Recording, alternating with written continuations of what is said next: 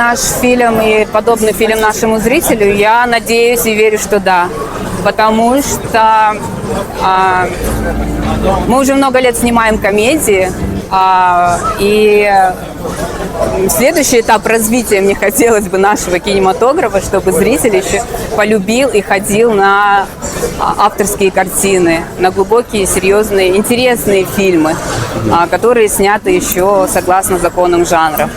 Я надеюсь, что зритель, посмотрев наш фильм, задумается, каждый для себя получит свой ответ, или же задастся вопросом, задумается, полюбит авторское кино. Почему каждый казахстанец должен посмотреть? Потому что я призываю наших зрителей поддерживать авторское кино, поддержать наш фильм, поддержать фильм Адильхана Ержанова.